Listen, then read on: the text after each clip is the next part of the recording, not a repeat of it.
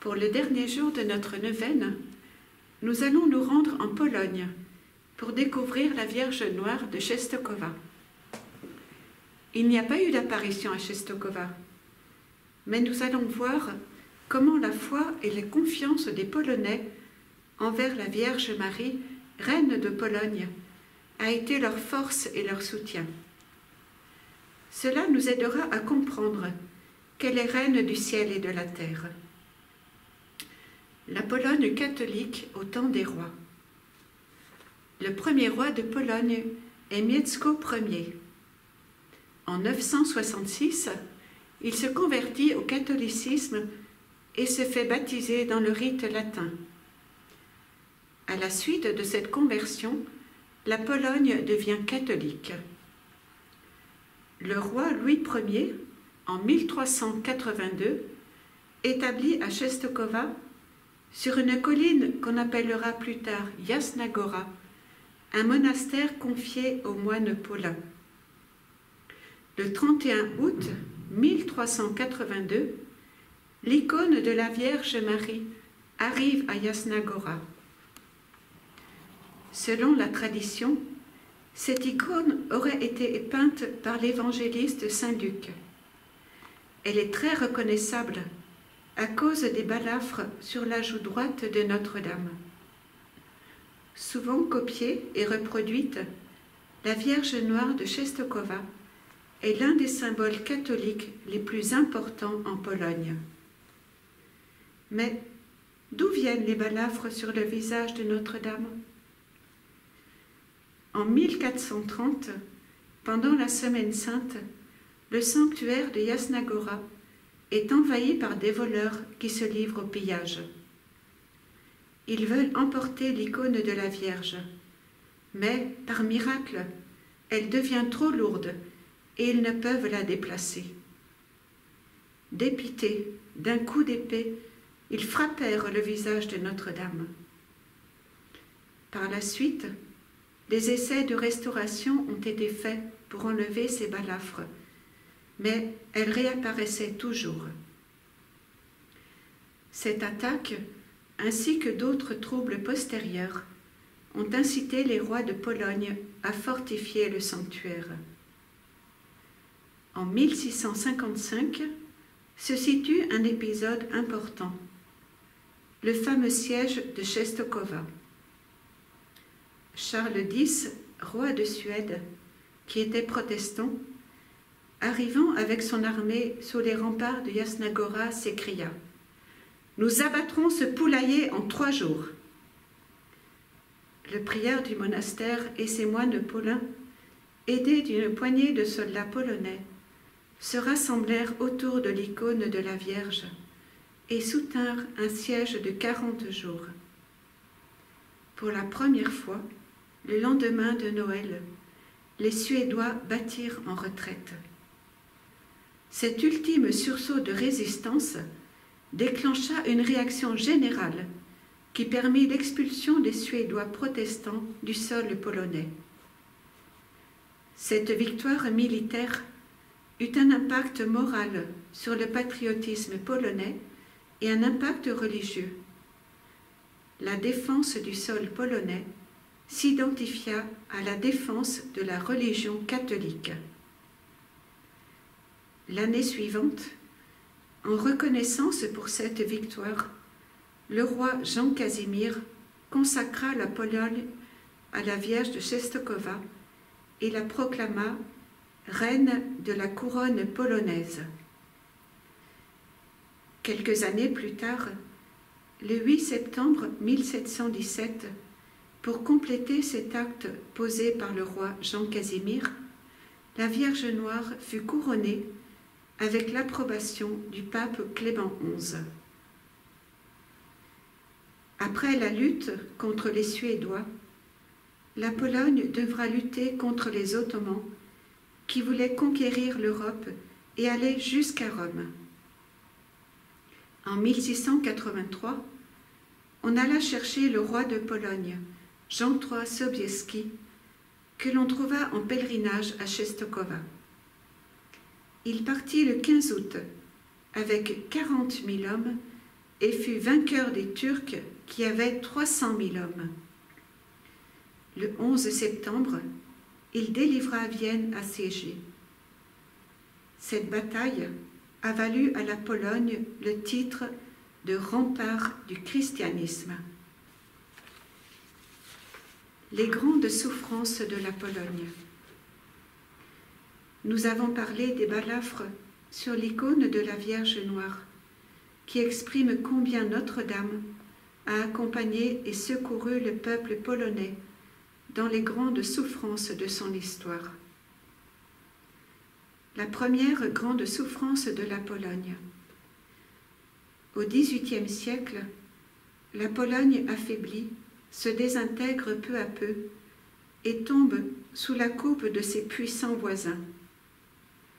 C'est ainsi que le territoire polonais fut partagé 3 fois entre la Russie, la Prusse et l'Autriche en 1772, 1793 et 1795. La Pologne est rayée de la carte et il n'y a plus d'État polonais jusqu'en 1918. Jasna Góra va alors devenir le symbole de l'unité du peuple polonais. Le pèlerinage à la Vierge Noire est le moyen pour les Polonais de se savoir enfants d'une même patrie. Avec l'armistice du 11 novembre 1918, la Pologne retrouve son indépendance. Mais, dès 1920, l'armée rouge menace Varsovie. L'épiscopat polonais se réunit alors à Jasna Góra le 27 juillet et renouvelle la consécration à Marie. Des milliers de pèlerins affluent vers le sanctuaire pour demander à leur souveraine la libération du pays. Et le 15 août, jour de l'Assomption, ils sont exaucés. C'est le miracle de la Vistule qui arrête la progression de l'armée rouge. En mai 1936, 25 000 étudiants se consacrent à Marie et font le vœu de bâtir une nouvelle Pologne. Parmi ces jeunes, il y a un certain Karol Wojtyła. La deuxième grande souffrance de la Pologne dure de 1939 à 1945 avec l'occupation des nazis qui veulent faire des Polonais un peuple d'esclaves. Les nazis occupent une partie du sanctuaire et interdisent les pèlerinages importants, ce qui n'empêchera pas les Polonais d'y venir clandestinement, même la nuit, pour ne pas interrompre la continuité des pèlerinages pendant la terrible occupation. Puis arrive la troisième grande souffrance de la Pologne, la persécution du communisme athée qui commence en 1945 et prendra fin en 1990 avec l'élection de Lech Wałęsa comme président de la République. Cependant, la Sainte Vierge n'abandonne pas la Pologne. Jasna Góra reste plus que jamais la capitale spirituelle du pays.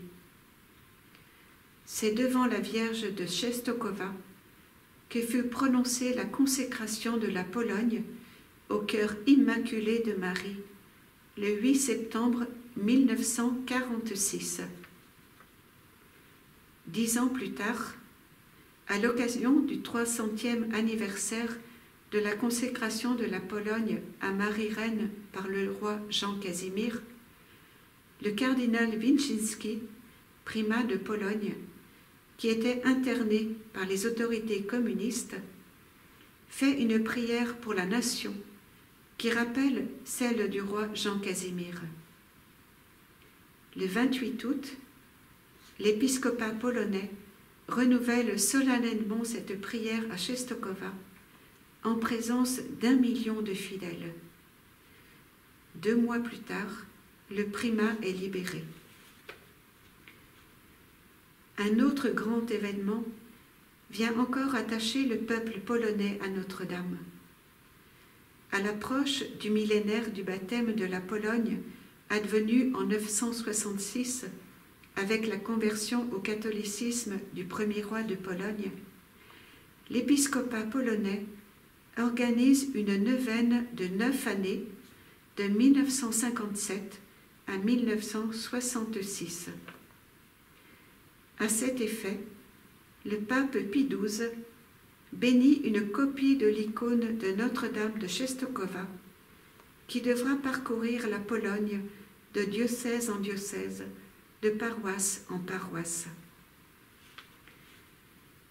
Au terme de la grande neuvaine de 9 années, le 3 mai 1966, malgré les embûches placées par les autorités communistes, les Polonais sont près de 500 000 à Częstochowa pour célébrer le millénaire du baptême de la Pologne.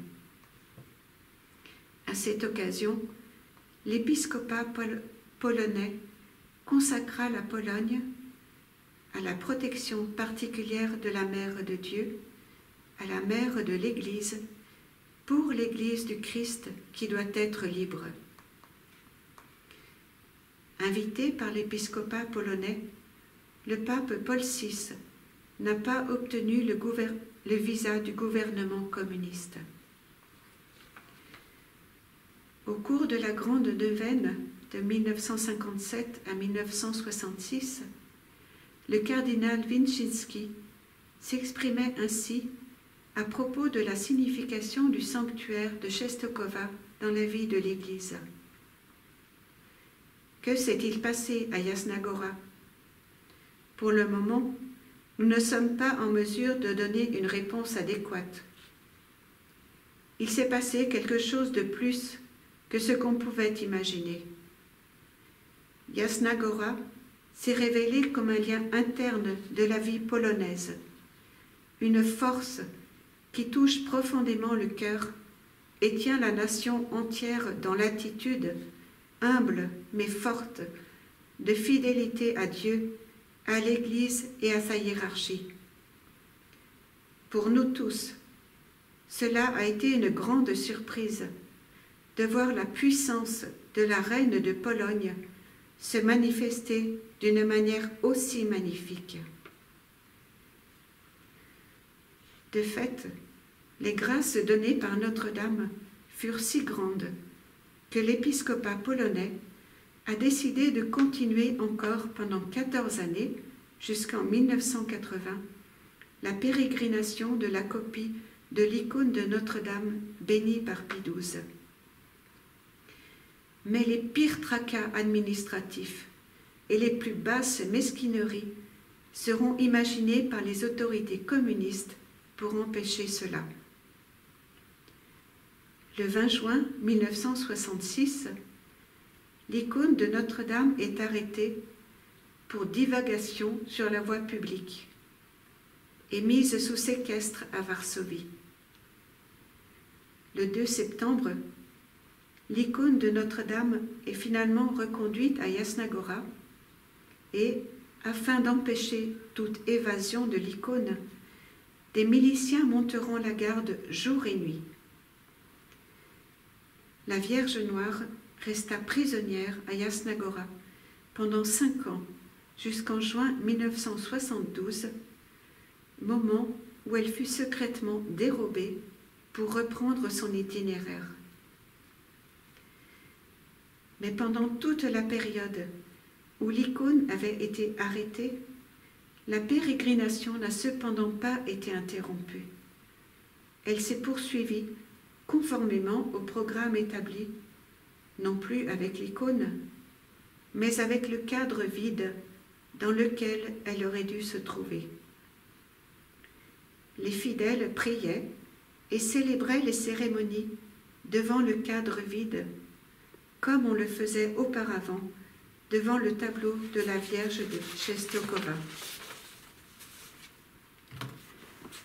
Le pape Jean-Paul II et la Vierge Marie. On ne peut pas parler de la Pologne et de Notre-Dame de Częstochowa sans évoquer Saint Jean-Paul II, le pape polonais. Il vint en Pologne à 8 reprises durant son pontificat. Voici ce que disait Jean-Paul II à Częstochowa au cours de son premier pèlerinage en 1979. Les Polonais se sont habitués à venir avec leurs problèmes à Jasna Góra pour en parler à leur Mère du ciel, celle qui a non seulement ici son image, mais qui est particulièrement présente. Elle est présente pour tous et pour chacun de ceux qui font le pèlerinage vers elle, même seulement de cœur et en esprit, lorsqu'ils ne peuvent le faire physiquement. Il faut prêter l'oreille en ce lieu pour sentir comment bat le cœur de la nation dans le cœur de sa mère.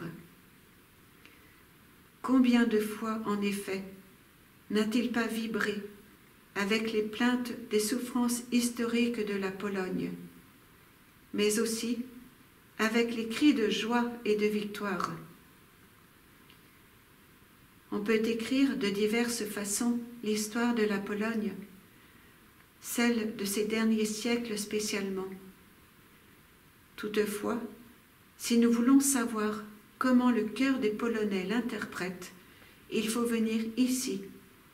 Il faut percevoir l'écho de la vie de la nation entière dans le cœur de sa mère et reine.